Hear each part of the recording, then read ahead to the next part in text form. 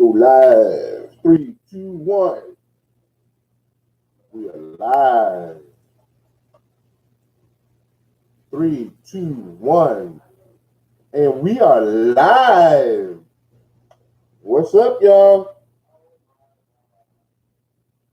This is Nate from Peter Morgan and Associates, your urban financial professional. And today we're going to talk about something that is very interesting. My mentor has me on a project and learning about student loans. And in my line of work, a lot of people come to me with a lot on their credit. Their debt to income ratio has a lot to do with their student loans that they've taken out while they were in school. Some of it's in default, some of it is not in default. It really just depends on where they're at in the entire process. However, student loans is a big topic. You know, it has been for quite some time because the cost of schools are going up and up and up. And it is not unusual for someone to come to me for financial education, and then we start to discuss their credit, and then I look at the credit reports, and now we have a 100-page credit report on all three bureaus. It happens. Some of them have been in forbearance, some of them defaulted, some of them have been consolidated. It's a lot going on. So let me dispel some myths with you real quick. Federal loans, just in case you don't know, there is no statute of limitations on when it defaults. None. However, the beauty of a student loan, it has a fixed rate. Now, with private loans, they can be very expensive. They can have different rates, a lot higher than a student loan. However, if you default on them, they do have a statute of limitations on their debt. So I just want to clear that up with you guys real quick. But this workshop is not about so much as how to get rid of the student loans or anything of that nature, or how to take it off your credit report. For those that can see in my background, Amazon came and blessed me today with my microphone so I can do some better videos and really get a lot more stuff going on. Yes, I do know I need a haircut. But it is important that I give you guys these tips, every day, because this is a lifelong process every day. And I have a lot of people that have degrees, advanced degrees, and are sitting with student loans that are in the six figures. I know people that just have a bachelor's and they're almost close to a six-figure income, six-figure loan debt, which is incredible. So today we're going to talk about how to avoid student debts. All right? So I just want to toss this back out there. Starting September the 6th, I will be holding a 4-week class each and every Wednesday for young adults and teens ages 18 to 25 on credit and money management. Prior to them finishing the class, they should have 1 to 3 positive trade lines on their credit report. So that's the pilot program we're going to run for September. Okay? All right, so let's get into this thing real quick. So what I'm going to do, I'm going to give you guys some tips and we just want to talk about it. So first things first, to avoid the whole entire student loan thing is to get a job and start saving early. Now, how cool is that? That we have people that are getting jobs at 16, 17, 18, and then they get their checks, and then what do? They go buy a fresh pair of Jordans, or Lord knows what teens buy at our age. Very rarely are we even thinking about putting away into saving for college. Because guess what? Every little penny counts. A textbook, I haven't stepped foot in a college campus in almost 25 years. And I remember a biology book costing me $100. And that was before the internet. Matter of fact, we were still using basic, language typing with floppy disks. Anywho, so the one thing I will say about this, if you have someone in your household that is looking to go to college, you need to get the kids involved in this at an early age. When they start working, they need to start thinking, you know what? If I'm not playing sports and I'm an A1, A2, 2, 3, 4, 5-star recruit, I'm not going to get a full ride scholarship. And there are lots of D1 students that don't get full ride scholarship. They may get partial scholarships, or if they get a scholarship at all, especially if you're a walk-on. But we're going to talk about all that. So first things first, we need to get a savings plan early put in place.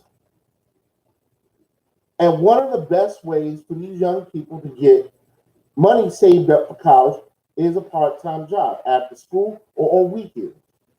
But at the very best, the money that they bring in from the summer break, I would say at least half should go to some type of college education.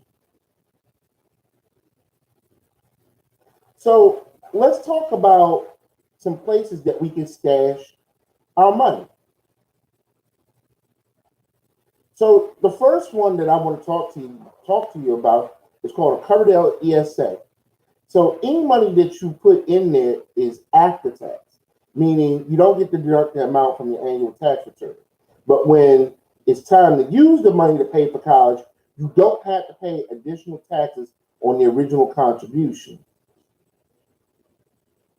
So that means you're not going to get a tax benefit per se on the front end, but on the back end, as it grows, you don't have to worry about the tax consequences. It's almost like a Roth IRA. Now, there's a downside to this. The downside of the ESA, if your contributions are limited to $2,000 per benefit, the downside to the Coverdell ESA is that your contributions are limited to $2,000 per beneficiary per year. And the money in your ESA needs to be used to pay for qualified education expenses such as tuition, room, and board. So in other words, if we start our kids off, say at 10, and at 18 they're going to school, and we put away 8 years of $2,000, that's $16,000. Not bad.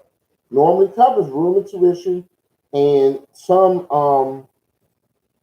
type of board. Good luck with that. Let me post that up for you guys real quick. Not a big deal.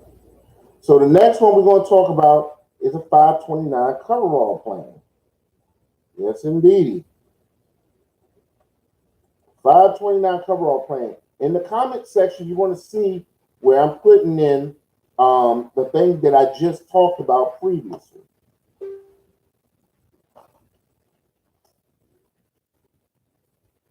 So let's talk about this 529 plan. Now, 529 plan is often operated by a state or a university. The beauty of a 529 plan is they offer a tax advantage, such as no federal tax on the earnings and state tax on the income deductions. So that means when it grows, you won't be taxed on a federal level like you would in the stock market. And whatever you deposit and you put into your 529 plan, some states, depending on the plan that you pick out, you can take and deduct that from your state taxes, which is pretty cool. So the contribution limit for a 529 plan depends on the plan that you choose, but it's considerably higher than the 2,000 yearly limit for the Cover-It-All. Now, the money that you contribute to the 529 plan is meant to cover the cost of tuition and other school-related items, just like your Cover-It-All ESA. So just to recap with that, your 529 is state tax deductible, and there's no federal tax earnings on the growth of it. And these plans are operated by the state or by a university.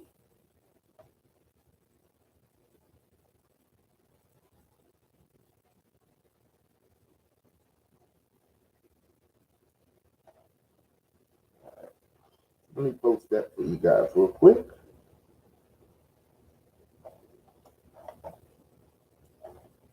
All right.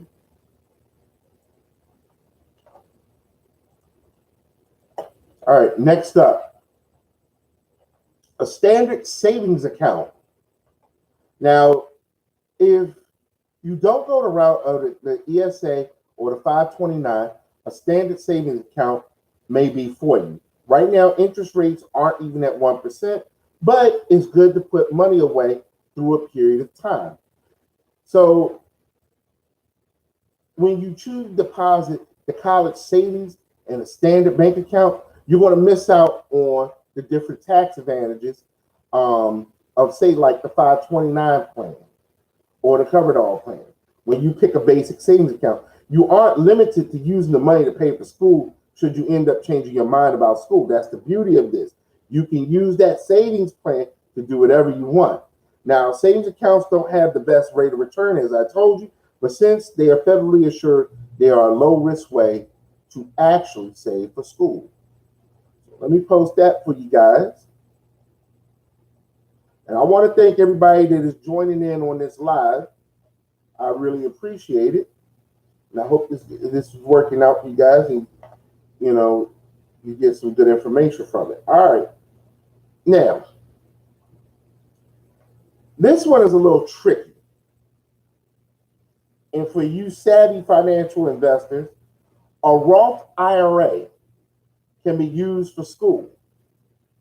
Now, although the Roth IRA is intended for use of a retirement, but there's a loophole that will let you withdraw and utilize up to $10,000 from it penalty-free for higher education.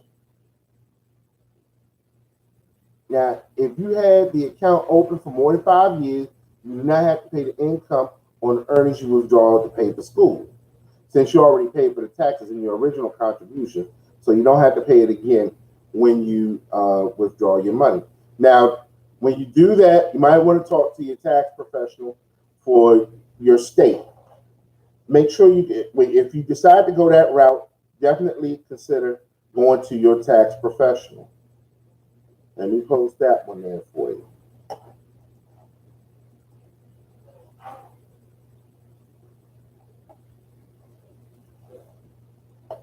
Okay, we're going to move right along. Now, this one is more, I wish I would have known this when I was in high school. Let me be completely honest with you. If you have a 7th, 8th, 9th, or 10th grader, this is very important right now. Your grades, because colleges start looking at you around the 10th grade. By the 11th and 12th grade, they know whether or not they're going to accept you or they're not once you send them those transcripts. Let me just tell you an honest story. I was a 2.0 barely student. So that means everything I got across the board was straight C's or B's and D's. Not ashamed to say it. School wasn't really my thing back then. It was an awkward time. But I remember when I got into the 12th grade, all of a sudden, I got a 3.0. Then I did it again and again and again. So what happened was I was feeling myself. And I saw a lot of people, I'm going to go to Howard. I wanted to go to Howard. I'm going to go to Howard. And I remember my dad saying, son, you ain't got the grades for it. What does a teenager know? I, huh, how dare you tell me I can't go to Howard? I applied to Howard, went up there and the whole nine, my little shirt and tie. Yes, sir, I'm here to give you my transcripts and the whole shebang. And they looked at my grades and they said, no, sir, we will not be accepting you unless you have something incredible on your SATs. So, what do I mean by this? In order to get certain scholarships and grants, it is predicated on your grades in high school. And if you start with sound study practices now and working on the grades now, if you are a C student and that is the best that you can do, then that is the best that you can do. And I'm going to tell you how you get around that so that you can get to the college of your choice per se. If not, and you just kind of slacking along and you think that you're going to get a college scholarship, guess what? For every time that you think you are that 5-star recruit, 4-star recruit, or 3-star recruit, guess what? There are 10 more guys out there, 10 more young ladies out there that are 10 times better than you. Basketball is the best example that I will give you that you will not get a full ride scholarship if you go D2 unless you are like heavily recruited, and that means all of the 100 and some odd other D1 schools did not accept you. Just saying. So grades are very important very on. If your grades are low and you're in like the 11th or you're going to the 12th, okay, it's not too late to pull it up. So let me tell you something. A professor once told me that if a program didn't lavish you with scholarships and funding, they really didn't want you. Now, granted, he was talking about graduate school, but that thought also applies to undergraduate programs. It's up to you, the student, your student, to make that school want you. So now let me take it a step further. Not only do we have grades, but around the 9th and the 10th, that means you need to start preparing for that SAT and the ACT so that you can get the highest scores possible, or taking the test several times so that you can get the best score possible. It also means challenging yourself. You're going to have to challenge yourself in school so that you can achieve the highest grades that you can. If your grades are flagging, then enlist the aid of some tutors. There are lots of tutors out there that help you. Libraries, churches, there are a lot of people that will help you out there. And talk to your teacher about different assignments. So just remember, high school is going to predicate a lot in the scholarships, the grants that you may get when you apply.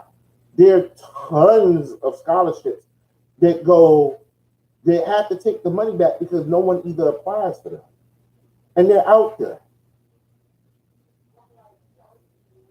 All right. Here's something that's very interesting. Getting college credits without paying for college. Now that's really wild. I wish I would have really thought about this.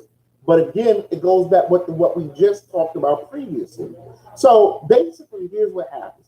If your high school offers advanced placement AP classes, take as many of them as you can qualify for. And make sure that you take those AP exams at the end of the year. So although the rule and requirements vary from school to school, many colleges offer course credits in exchange for a high score on the AP test. So let me show you a little trick of the trade that they will do to you in college. If you can take these courses and your grades are at a certain level, you may not have to take the college level introductory math, science, language, writing courses. If you score a 4 or the highest as possible scores you can get on your AP test. And depending on how many exams you have, you might be able to skip the entire semester of general education courses. And that's going to shave off a considerable amount of total cost of your education. I want you guys just stick a pin in that. I'm gonna come back to that. I'm gonna loop back around on that very short. So we know that we're getting ready to go to college. Here it is, August. It's time to start thinking about FAFSA. All right. FAFSA is your free application for federal student aid. Even if you think you or your whole family earns too much to qualify for need-based financial aid, it doesn't hurt to fill out the FAFSA form. And you can fill out the form before you decided on which school you're going to attend. In fact, completing it before you make your decision can help you weigh the aid of offer of one school against the aid of another school. Now, it used to be that you couldn't submit your FAFSA until January the 1st of the year you plan to start school. However, as of the 2017-18 academic school year, the submission start date has moved to October the 1st of the preceding year. That means October the 1st, you should be putting in your FAFSA form. That means October the 1st, you can apply for federal aid for fall of 19.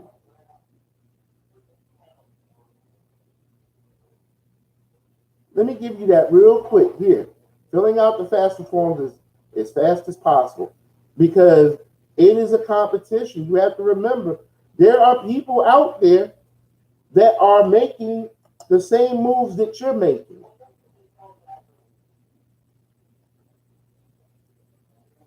While I'm doing this, you can also follow us on Instagram at helpmewithmymoney.com, Facebook, helpmemoneywithmycom, and YouTube, helpmewithmymoney.com. I'd really appreciate it if you go to these links and you actually like the pages.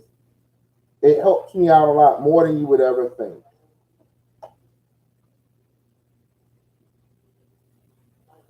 All right, let's move. Let's keep this thing moving. Let's keep this train moving.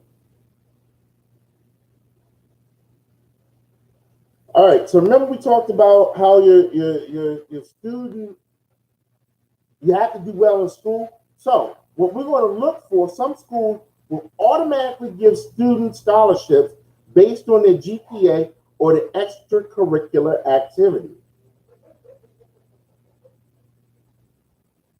So there are many organizations such as nonprofit, volunteer clubs, religious organizations, civic groups. They offer outstanding scholarships to outstanding students or the students who meet certain criteria. For example, you can check with your bank, credit union, your employer, or an organization that's dedicated to the field or industry that you're interested in studying in. Start your scholarship search with a simple Google search, or by visiting the financial aid at a college that you apply to. Speak to the high school guidance counselor. They can give you good information on different places to find scholarships. A lot of people don't know, if you're left-handed, there are scholarships for people that are left-handed. A lot of people don't know Coke, Pepsi, they all give out scholarships. Ford gives out scholarships. Every major corporation usually gives out some type of scholarship. It's up to you to find who has the scholarship, who has the grants. Like I said, do you know how many money goes unused from scholarships and grants every year? It's millions. Millions of dollars that we miss out on.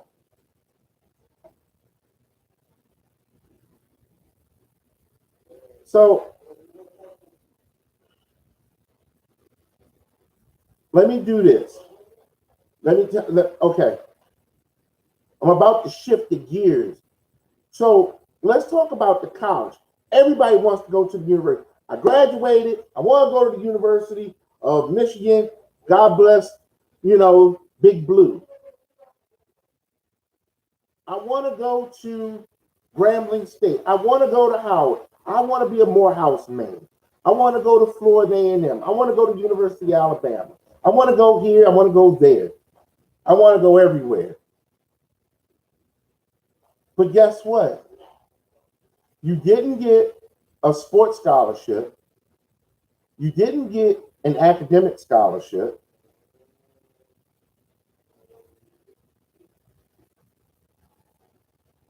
Your credit to a state college, a state university, can be starting off roughly around about 400 some odd dollars per credit.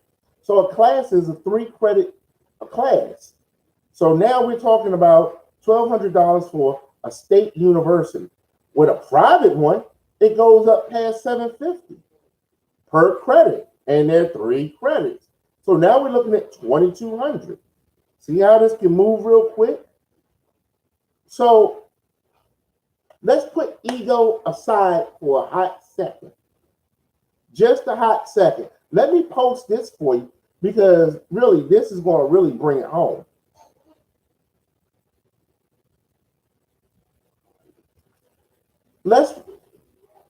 I would strongly suggest, knowing what I know now, is rethinking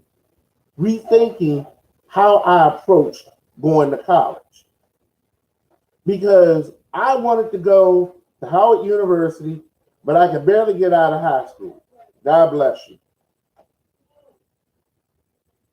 So my suggestion to a lot of families, and this as a parent, I would strongly start instilling in my child if I know that they are not a 3.5 and above student. Well, you know, my child, he's an A and B student. They have a 3.0. Okay, that's groovy. That's cool. But everybody that's getting major scholarships is 3.5 and above. And 3.5 is really below the cutoff average because they really want you 3.75. So if I know that my child is a 2.5, 3.0 student and I didn't get any type of scholarships or whatever, before I put myself into a deep debt, I would have this conversation with my child. I would say, child, I am the parent. This is not a democracy, but a dictatorship right now. We are not going to pay $3,000 per class for 4 classes, $12,000 per semester, $24,000 for the year, which comes up to almost $100,000, so that you can go to the University of Michigan and come out making, I don't know, $30,000, and then you'll be on the hamster wheel, or I will be on a hamster wheel for the majority, if not the rest of your life. So what do? Here's how you get around that situation. Spend the first 2 years at a community college, because I just broke it down to you how much a community college versus a state college versus a private college.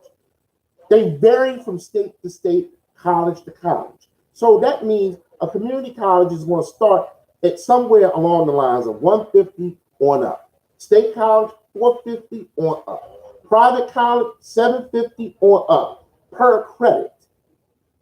Look at the difference. It's easier to see that the community college is substantially lower than the state and private university. So let me throw a little caveat into that. Let me just throw this caveat in there. Before you go specializing, if we can get them to go that route of the community college, what I would strongly suggest is when you go to the community college, get a general education. Do not specify a major while you are in community college. Get yourself a degree in general education. Why? So when you transfer over to the university, whatever you decide that you want to do, whether it's nursing, whether it's pulling teeth, I don't know what we're doing in college nowadays. Whatever it is, basket weaving, business, music, English teaching, whatever. That way you can focus on the major itself and not be worried about these other classes like history, math, biology. Get the general stuff out of the way the first 2 years. Here's the beauty of it. If you do it right, it's like an extended high school. I got a 4.0. I kept a 3.75 all the way through community college. Guess what? You're probably going to get some scholarships. If you know that your child has this, they're limited in their grades, that everybody wants to have the 4.0 student. Oh, yeah, I get A's and B's. Yeah, okay. We get A's, B's, and C's. It's all across the board. We scattered. A 2.0, 2.5, 3, really doesn't matter. Whatever they get, But at the end of the day, if they're not playing sports and they are a 5-star, 4-star, 3-star recruit being recruited by colleges, or they have some type of academic skill where they're getting a full ride scholarship, we need to start putting away in the 529 in the ESA for a community college. First, you continue to save for the other colleges. It will be significantly cheaper coming out that way, because once you go through the community college, then you can move yourself on to the college. Now, let's go back to the part where I was talking about you actually doing well in school. If you can, if you don't want to work, go to the community college, take some of these remedial classes, get it out the way. So instead of spending 3 years at the community college, you can get it out in 2. You can do condensed classes during the winter and spring breaks. They have those classes. You can take the summer school. Some have 2 sessions, some have 1. Nowadays you can take it online. Another little thing that you can look at are CLEP tests. Yeah, I didn't really do that well, but I know I can take this. A CLEP test is a college level entrance exam, placement exam. Basically what you do, I want to CLEP English 102. Okay, well, we're going to give you a test. You score a certain amount, a certain point or a percentage point on it, we'll give you the credits. Sounds good to me. This is about time and money, time and money, time and money. So no matter what, let's be realistic here. This is a financial situation. How many people paid the $100,000 for their college education or whatever it is that you pay and you're in your field? Very few people are. Very few people have. And very few people have made it so that they could pay it off. Now imagine you have this $50,000 to $100,000 in student loan, plus a mortgage, plus a car note, raise a family. It'll sink you financially. It'll put you in depression. And if you cannot file bankruptcy on it. Aha. So you may want to rethink your college. Maybe going to the University of Michigan, Ann Arbor, is not a good idea. However, maybe going to Milwaukee College or whatever it is a lot cheaper. Nowadays, people don't really care. Most people don't even care that you got the bachelor's degree because everybody else has a master's degree. You understand what I'm saying? Let's put it this way. Most people are choosing schools out of ego instead of thinking the economics. You may want to really reconsider the choice of the school. The other thing is, stop saying, I want to go here, I want to go here. Narrow your choices down to 3 or 4 schools and then apply early. If you know you don't have the grade, go down the community college route. It doesn't really matter. No one really cares that you went to community college. My ego prevented me from getting my bachelor's degree when I was supposed to because I didn't want to go to the community college and I screwed around for a year at the community college. I don't want to go to the 13th grade. I want to go to Howard. And I watched myself get on academic probation. And then I had to fight my way out of it and spend more time at the community college so I can go to the regular college. So basically, we're going to go to the community college for the first 2 years cheaper and then transfer. If you can play a sport, then transfer, then send your highlight reels.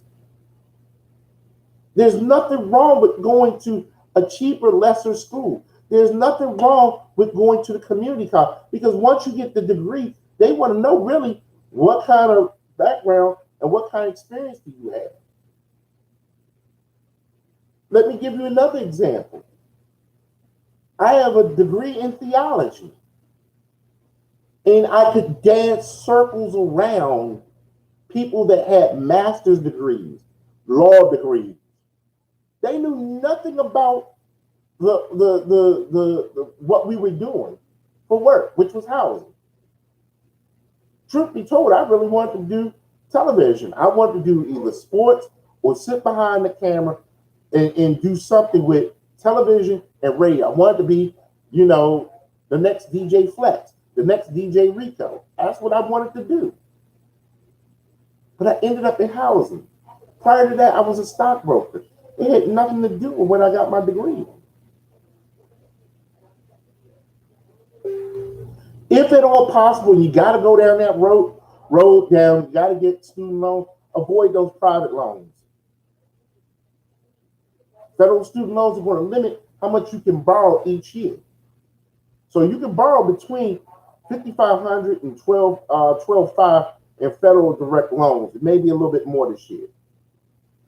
And up to $5,500 from Perkins loans. And that was through 2017-18 school year. So I don't know. Although you want to keep your borrowing low, don't, to take out the federal loan to protect the program, you can defer. You can defer. You can go into the military. You can go in the Peace Corps. Sign up for the Peace Corps.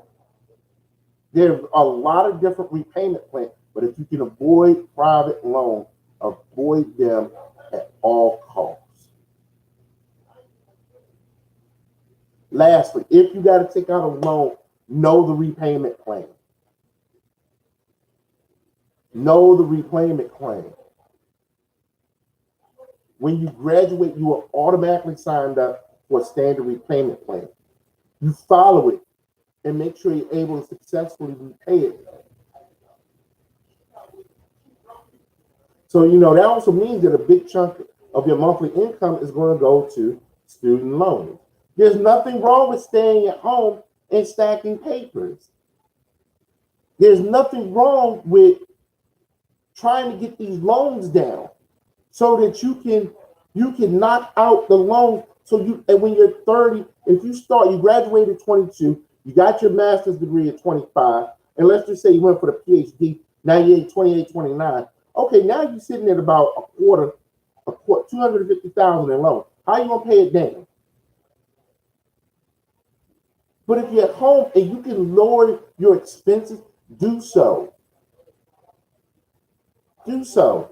Because you don't want to be 50 and still paying student loan. By the time you're 60, you didn't work your entire life, but most of your money went to student loans and other bills.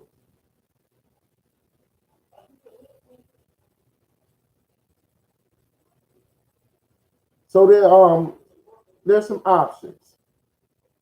Income-based income, continued income sensitive, and pay as you earn. And these you can pay a certain portion back to the lender based on your actual income. Extended repayment. Like I said, pay off your student loans as soon as possible, but see if you can extend it out. Some of them will let you extend out for 25 years instead of 10. Then you have a graduate repayment plan. So we're going to start out with a low monthly payment now and gradually start paying more each month. When we do debt snowballs, you'll see how this will work in the long run for you. Let me give you some of these payment options.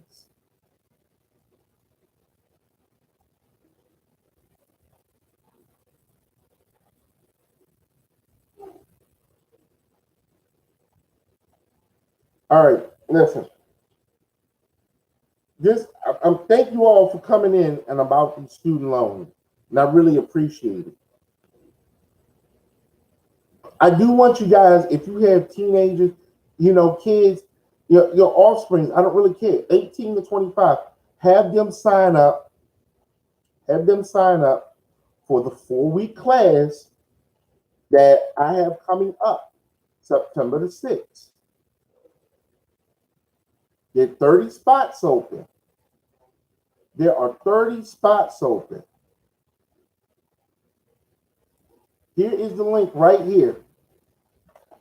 There are 30 spots open, and I want you guys to sign them up so they learn sound money management practices, learn credit practices.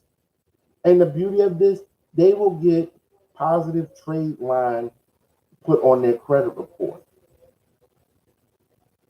Listen, I want to thank you guys for sitting out here and listening to me talk for the last 40 minutes. I really went over longer than what I wanted to, but I hope this helps you out. Watch the replay if you can. Unfortunately, I didn't have anything humorous to say tonight. But I do want you all to understand that if you can avoid getting these student loans by setting up a savings plan now to lower your loan and lower your college costs, do so. And that's it goes same as adults. You want to go back to school, start the community college. I'm gonna go to University of Phoenix. University of Phoenix is the same cost as some of these major colleges. And guess what? The community colleges offer online classes. But I would start at a community college. It's way cheaper. It's way cheaper. Check with your employer. Check with the things that I just showed you to help you get this paid. There's nothing wrong with going into service, going into reserves, going into Peace Corps. There's nothing wrong at all. At all. I want to thank you guys for watching me. You can find me on Instagram, Facebook, Twitter, and YouTube. HelpMeWithMyMoney.com. Definitely have your kids sign up for this 4-week class. I appreciate you guys. Thank you so much for watching, and see you tomorrow.